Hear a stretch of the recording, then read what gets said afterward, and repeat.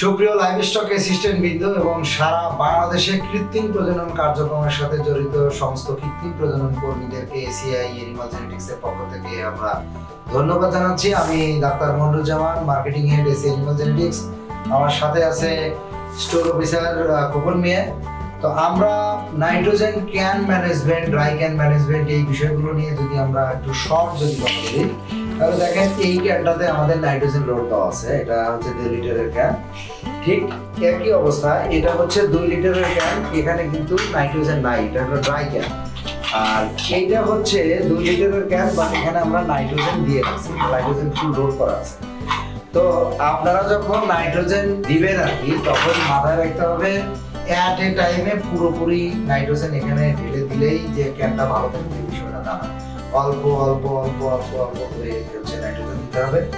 আমাদের এখানে ক্রায়োজেনিকের এই ক্যানটা আছে। আমাদের খোকন যে কাজটা করে সেটা হচ্ছে যে ধীরে ধীরে নাইট্রোজেন দেওয়া হয় এবং সে 24 ঘন্টা 48 ঘন্টা পর্যন্ত সেই হচ্ছে এটা লুকআপ করে গ্যাস কতটুকু দিল, কি অবস্থা, এগুলো দেখে তারপরে আমরা মাঠ পর্যায়ে। তো আপনারা যারা কাজ করেন মাঠে, তারা ক্যান পাওয়ার পরে ঠিক একই কাজ করবেন। আপনি প্রথমে ড্রাই ক্যানকে অবশ্যই ডিলার পয়েন্টে এসে আপনাকে অল্প অল্প করে নাইট্রোজেন দিয়ে ক্যানটাকে অ্যাডজাস্ট করবেন। তারপরে আপনি কি করবেন, সিমেন্ট।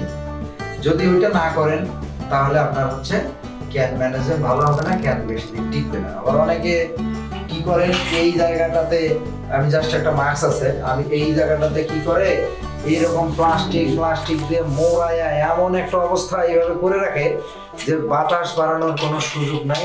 এই কেন বেশি দিন টিকবে না, কারণ নাইট্রোজেনের কাজই হচ্ছে পুরোটাই উড়ে যাবে, এটি নেচার। এইভাবে করা যাবে না, এটা সাইন্টিফিক্যালি এইভাবে করা আছে, যেটা সেইভাবে দেখতে হবে।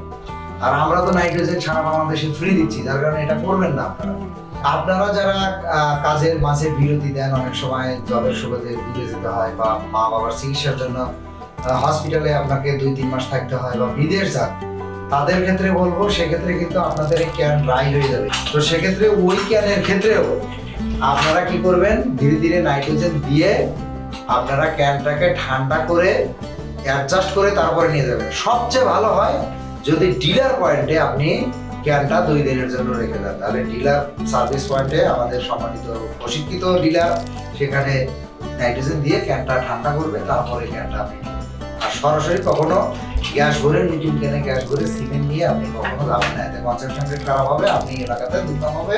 কৃত্রিম প্রজনন কার্যক্রমে 1 নাম্বার ইস্যু হচ্ছে যে আপনাকে কনসেপশন রেটে ফাস্ট হতে হবে। যদি হতে পারেন তাহলে এলাকায় টিকবেন, যদি হতে না পারেন তাহলে এলাকা থেকে আপনি ভেনিশ হয়ে যাবেন।